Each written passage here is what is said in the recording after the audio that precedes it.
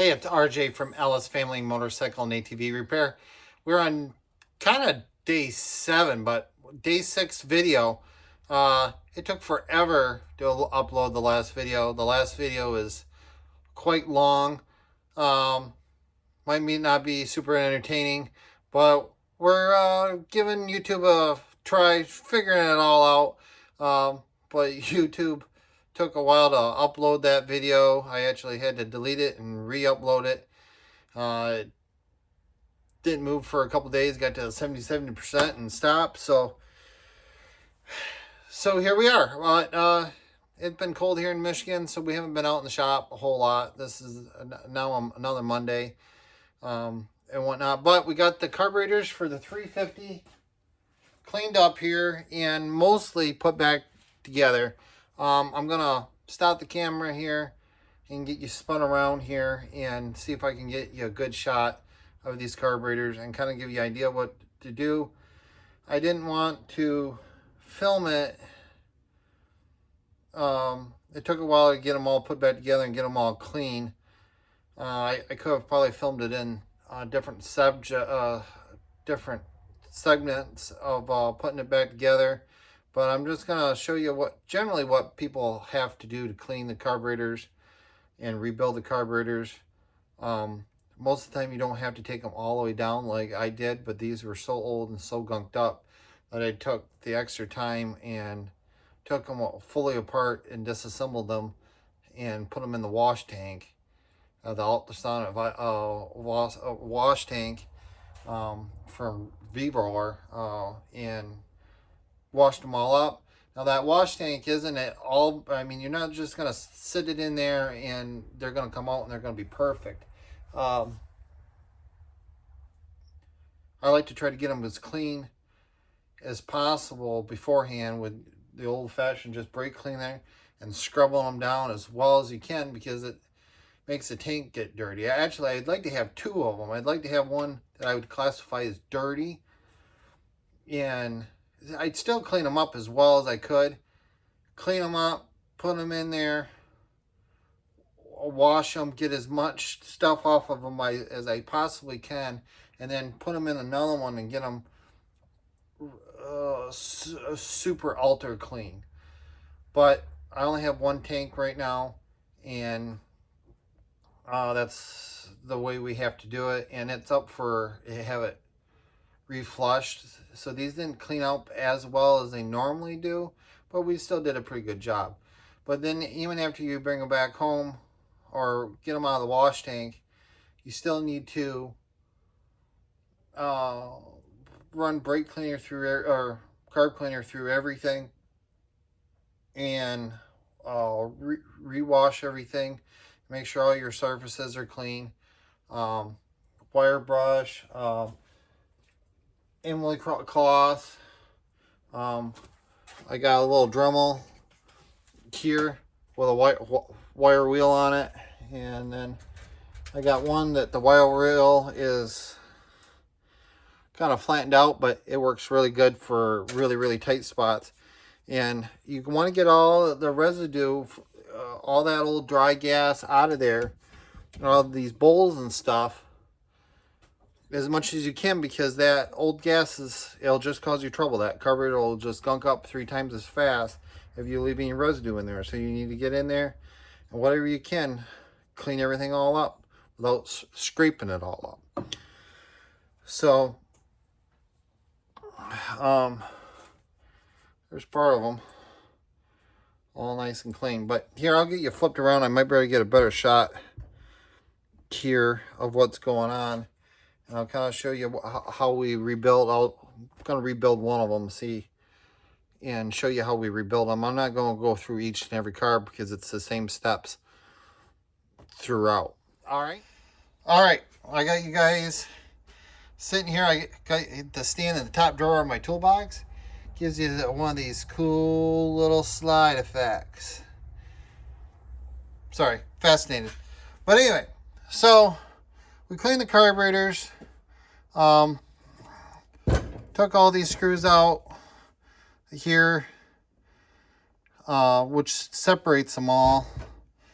And then there's these caps here, and there's a spring in there, and there's a little ball joint. It helps do your slides. Focus. Your slides all together. These are probably a little bit of a pain, but these are going to be your synchronizing screws to synchronize all these carburetors together. And we have a tool to do that, but you have to have it running. It's a vacuum synchronizer, and get those all together. And then we flip this thing around.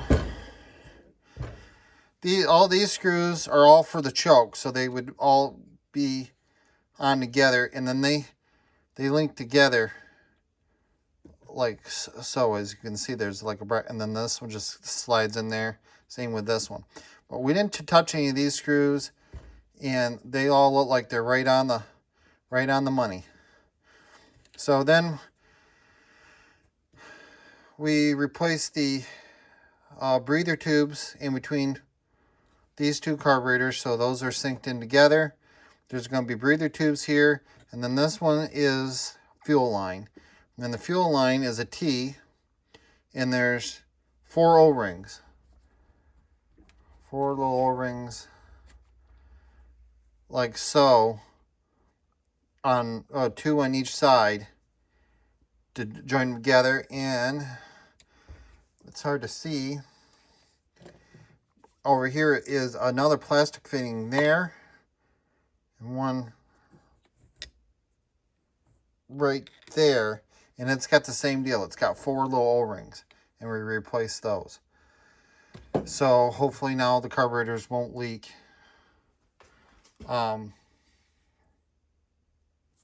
With the fuel rail. And if you flip this thing over, it sits the best, just like that. That fuel rail goes right along here, and that's where your needle and seats sit to let your carburetor be set. Alright, so we got a carb kit. That's the part number from K&L, if that's what you're looking for. They're still available.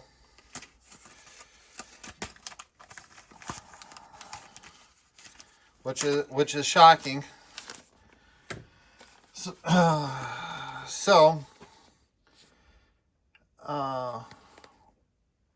that's a carb kit. It comes in a nice little Ziploc bag.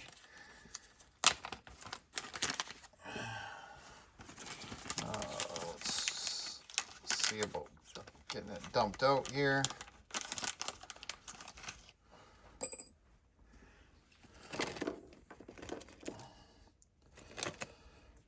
All right.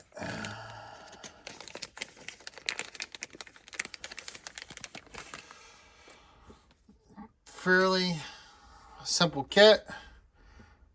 We got your football gasket for the top cover piece, air screw spring, main jet, and the needle and seat comes in a separate bag. And then there's these are reused. These are little clips that go on top of the main to hold it in there. I guess I've never quite seen that before, but that's what they had. So must have been cheaper than making threaded ones at the time. Who knows? What makes these videos go so long is opening up the package. Probably should have had them all opened up. That's why I'm not going to make you guys sit through the whole video of doing each carburetor. All right. Oh yeah, I got floats.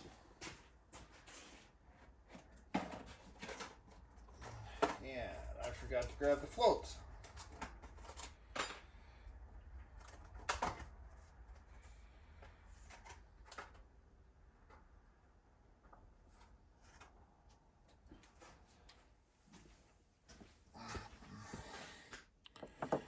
Okay, and we also got the float, which we reuse those. This one's a plastic one. You want to make sure that you don't feel no water, or not water, it'd be gas floating around in them, or the float won't do what it's supposed to do, which is float. It'll sink, and your carburetor is going to overflow. All right. So first place I like to start, this is your seat, and then this is your needle. And the float helps control this. That's what controls all the fuel going into the carburetor. When this opens up, more fuel comes into the bottom of this hole, and you get more fuel in your carburetor. So I like to take, there's an O-ring on this one. You can see it there, that black piece has an O-ring. Now either you can take some grease or this spray silicone will work out just good. Make sure you use something that's okay to use on rubber, and spray silicone is okay to use on rubber. And push that in there. And I gotta get the screw from the old box. Coming back. Alright. And use a Phillips screwdriver, or if you really want to get precise about it, they're actually a Japanese Phillips screwdriver. I think they call them a J or something, but I don't know. I like these Milwaukee ones. I am not stripped out a good Phillips screw yet with them. I got Craftsman ones in there. I've had good luck with them, but I really like the handle on these Milwaukee ones. Oops, I forgot one piece.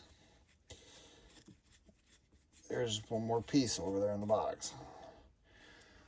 Didn't really plan this out too well, did I?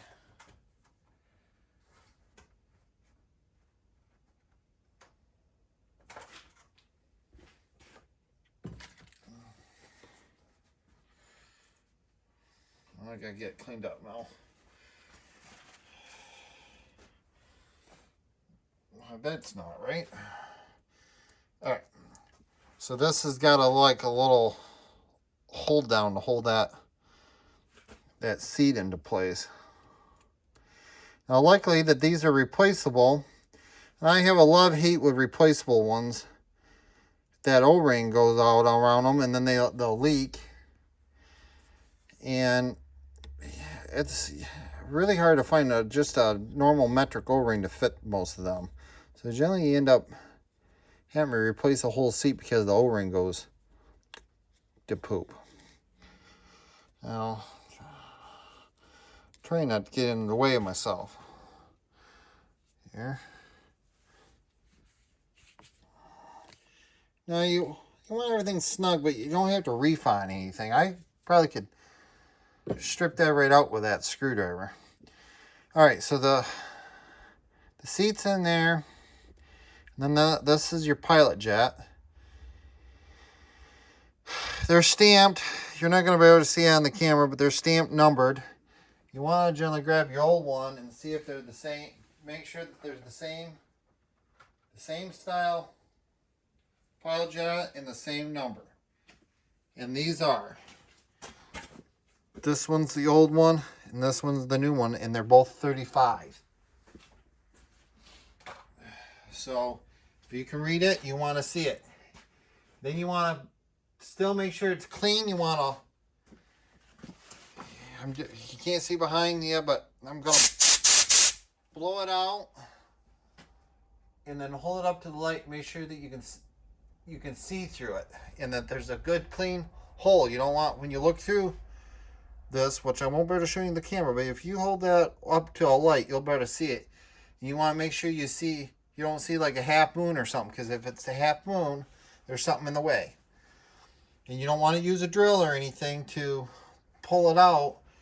Let's see if I can get in my toolbox here, show you what you can use.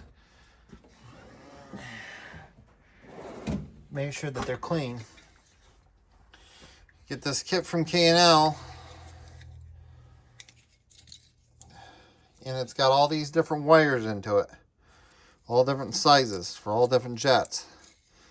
As you can see, this one we've had to patch it with a piece of copper. And you can stick it in there and see if you can get it all the way through. This one I know is fine. You generally got to play with it a little bit to get it to go, and it's being stubborn considering I'm on the camera. There we go. There you go. You can't see it, but the tip of it's through. If you had one that was dirty, that's what you want to do. There are drill bits to clean them out, but you still got to be ultra careful. And generally, by the time you get around to drilling them out like that, for the price of one of these jets, you might as well just put a new, save yourself the trouble, and put a new one in. All right, let me roll you in. And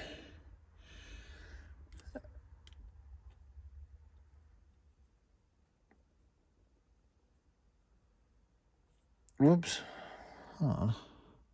Which one's which? One's threaded and one's not. There we go. All right.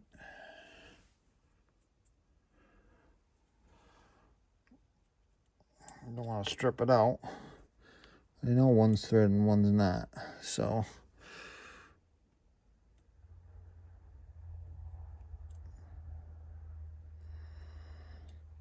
yeah, I'm just looking over. I can see this thread now. All right. Let's see. Get a shorter screwdriver so I'm not, my hand's not in your guys' face. Say a good old Craftsman one.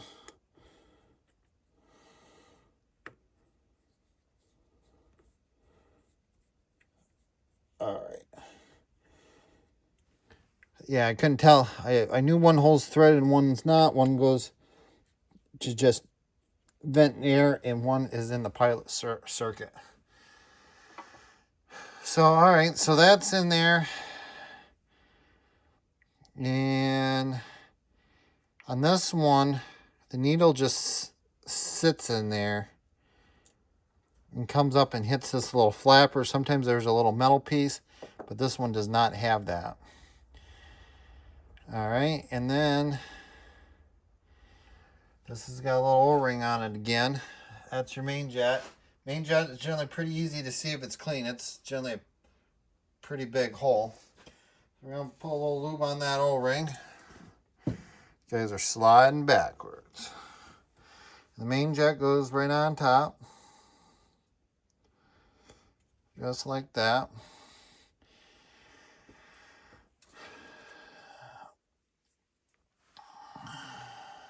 And then your float.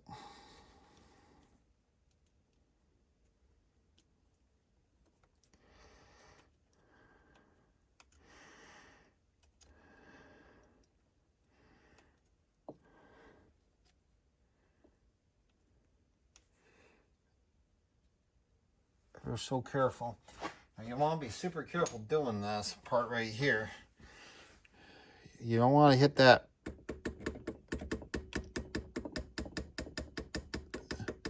this piece very hard or you will break it off. I've done it one time and only one time. But sometimes you just need a little tappy to get it to go. All right, now, good rule of thumb. See how this float is sticking up? That float is too high. You want them in the top of it to be in the middle. So all you have to do on this one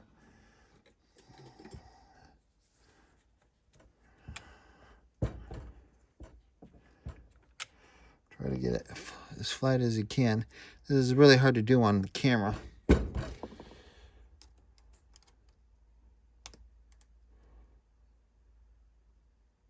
Bend that down. Now there is a measurement, and I can show you how to do it that way. You see now how that is flat with the top of the carburetor? That's what you want. Now I gotta see if I can get my toolbox again and get another tool out. Now, I do not know what the spec is on this one. I am going to look it up. I forgot to look it up before the beginning of the deal. But this is a float gauge. It's got your measurements on the side. And then you would set that. It adjusts back and forth. It's a little stiff. And you set that in there. You get that as far as you can. And then you bring that down and touch it. And that's your measurement. See what I'm doing there? Now that's also a little bit of a pain because this isn't sitting straight. See if we can get something underneath of it here. Something at all, something. There we go. That'll work. But anyway, I do not know the spec. I will look it up before I finally put it all together. But then you sit it on there and take your measurement. Or if you don't have the spec, which a lot of times I don't have the spec, like I said, you just want to set them up as flat as you can, because what has happened, these are flipped. This is up. You got to remember, this is upside down. So gas hits the bottom of these. So when the gas level gets in here, you want it to push on that to shut it off. That's what you want it to do. But if you have it stuck open too much like this, then it doesn't, then the gas is hitting it, you know, up here, and that would be letting too much gas in, it would overflow. And then this way would be letting more gas in the bottom, and then you still might overflow because you'll overfill the bowl and it'll come right out the overflow of the carburetor. So you want it to sit in there perfectly. And the other way to think about it is when you put this on there, I'm just sitting that in there. We've still got some pieces we got to put in there. Let's see, this has got to go. Oh, I flipped this carburetor around, so these have got to go this way. So now if you can imagine where that float was sitting, it was sitting right there. That's where you want it. You want it to be about in the middle of the float bowl so it doesn't overfill. I mean, you got a little wiggle room there, but not a lot. All right. So this actually works out pretty good, having it with that can underneath of it. All right. Now there is a groove on the back side of those, and then these are slotted, and it goes in there. Probably gonna have to raise it up a little bit. Those go in there just like that. All right. Now the next part, like I said, I'm going to take that back apart and do it. These O-ring gaskets. The easiest way I found to do it, I'm getting you that cool slide back effect, is so it'll stick in there. Just take some grease on your finger and put it right there in that crack with that gasket. Don't get it in the inside of the float bowl.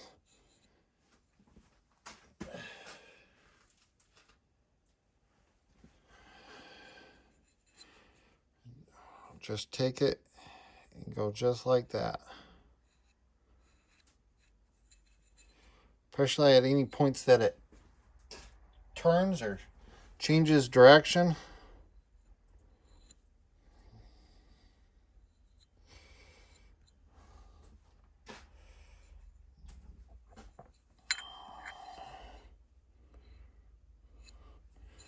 And you kind of get a rag and you clean off all the excess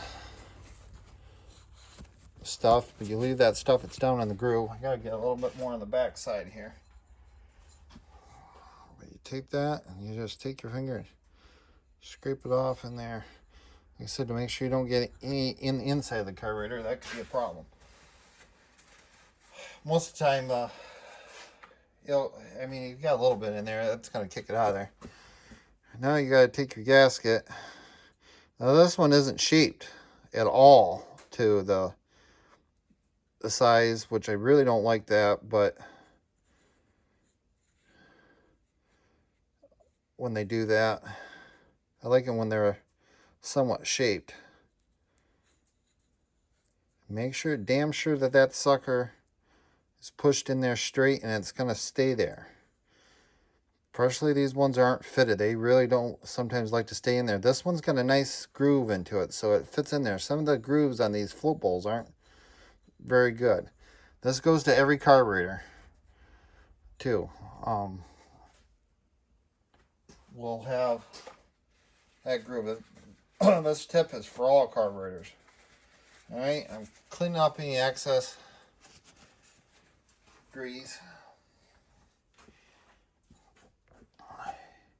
Now this one, I'll make sure this is straight where there's a clip it's got to fit in on the back side of that. And push that down.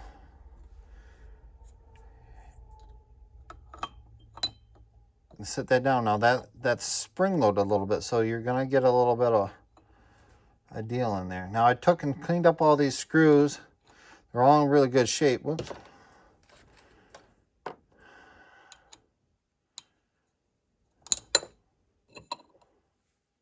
Are these the right ones? Or hold on.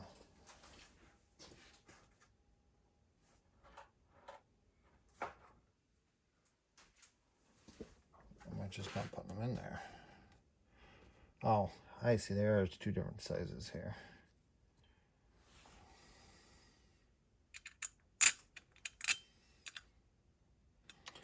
Oh, I see. I did not realize that. All right, so there's two different sizes. There's, looks like some 6 mils, which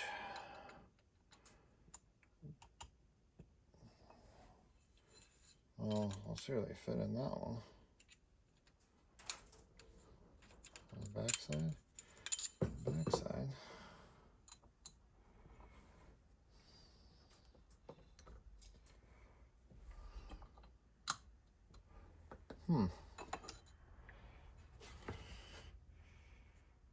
That is really weird. Looks like two of these are, there are some different screws here, which that is weird.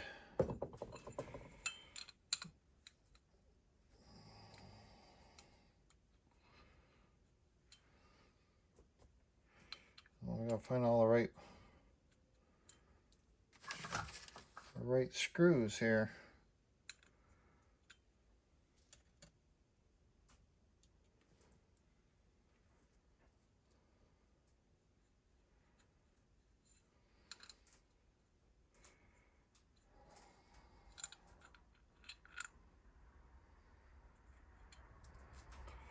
These must be the ones for the lid. That's what's going on. Those are those ones.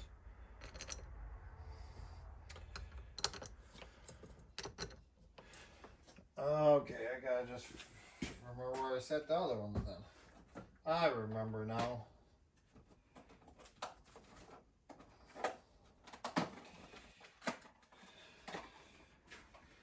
I remember now. I set all these screws. I didn't take them down. These ones to the wash tank. I found them. Those are the ones for the top lids for the slides.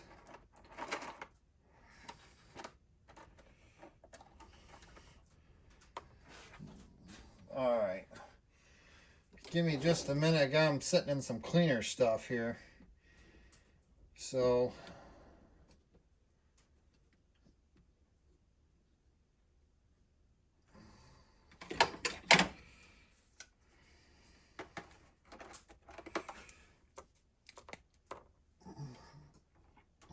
taking them out here. One thing I found that is kind of stinks about my YouTube channel, the ones that I watch, is I'm here by myself. There's nobody to talk to. I don't even have a camera person. So you guys got to listen to me rattle on and on and on and on and on.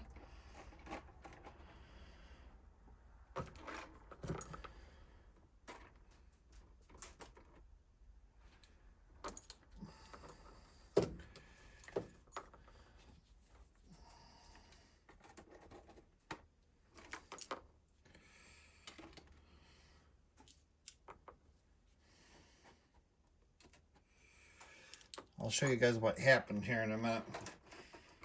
I remember now I stuck them all in on the first container of the first carburetor, or the last carburetor, and we're doing the first carburetor, and that's why I forgot all about them. Alright, so you see me try to stick these screws in, and then they're bigger. Those are for the top of the slide. And then there's these smaller ones here, which I still got to get cleaned up.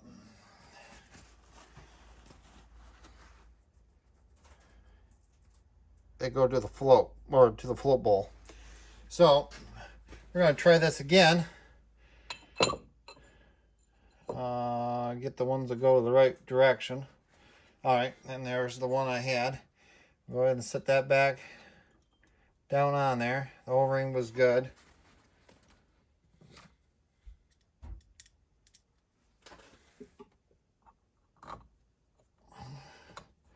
I'm going to start 2 of them at least, so we can bring that down straight.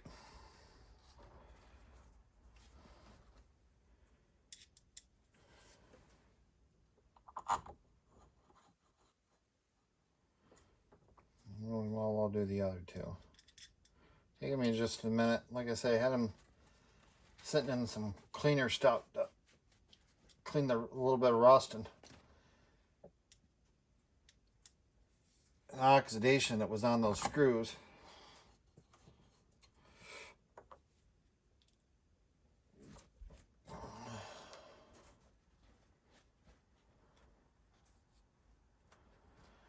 All right.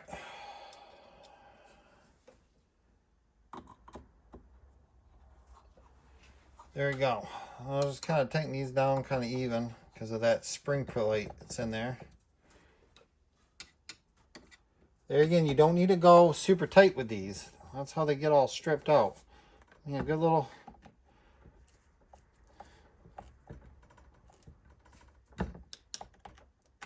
will do.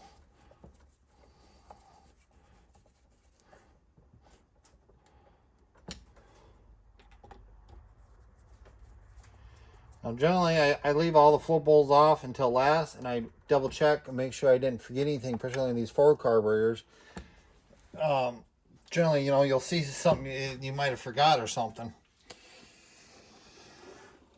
Okay, sliding you guys back in there. All right, now there's one more, well, 2 more things to do.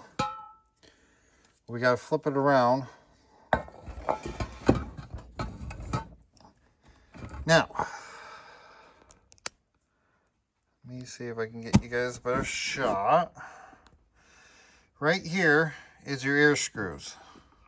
They're not in there right now because they always lead to the pilot jet, but there's one right there, and then the next one's right there, and then they flip. Then they're on the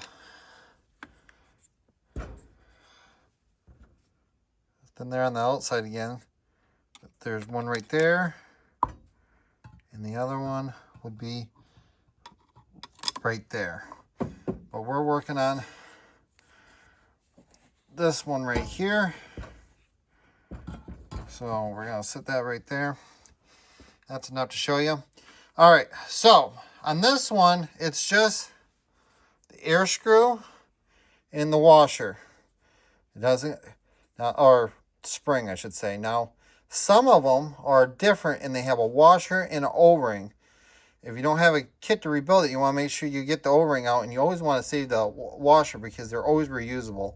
If you don't use it this time, put it in your toolbox in case one time you lose it. But this one does not have a washer and O-ring. And you sit that in there like so. Now there's adjustment on these. Generally it's 1.5 to 2 turns out. Now I checked these before I took them apart, and they are all 1 turn out, and I'll show you what that means. You turn it in all the way, and you do not tighten these down tight. Absolutely do not. You will ruin them. But you take them in and you take them until they're snug. Okay, snug. Just like that. Now, I'm going to get a marker so you guys can kind of see what's going on here.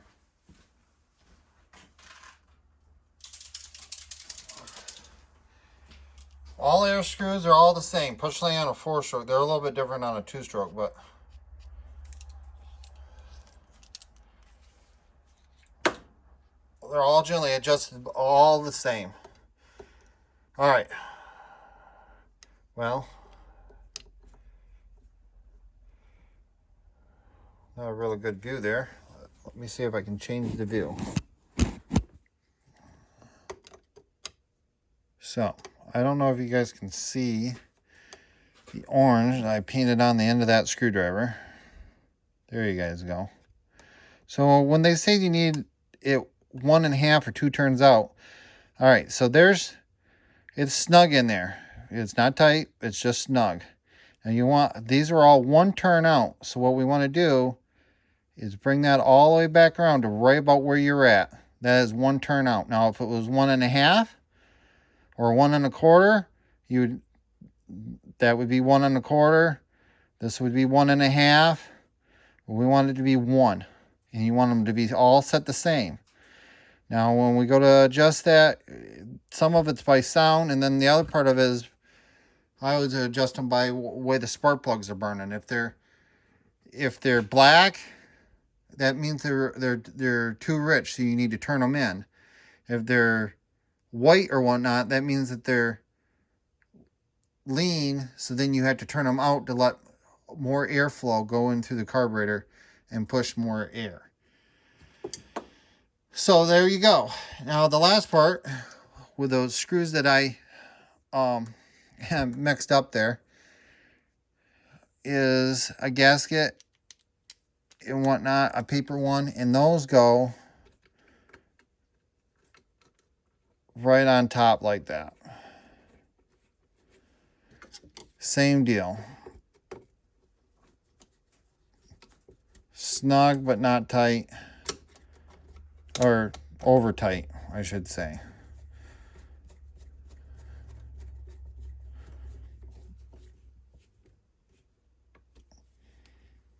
Oh, you guys.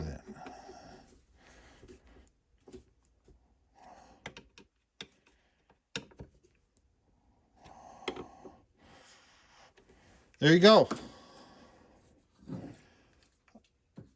That is how you rebuild a carburetor. Now, it's the same step all the way through.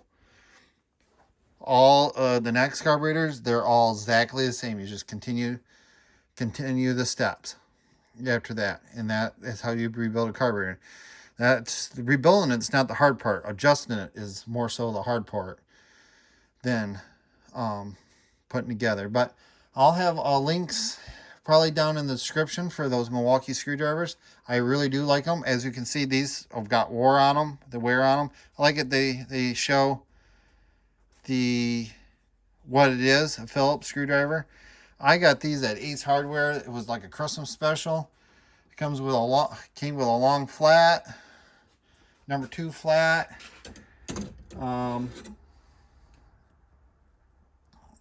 bigger flat, number 1 Phillips,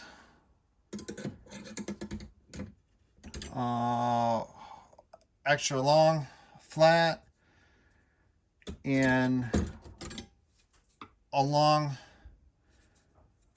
number 2 Phillips. And I keep these. I don't do anything.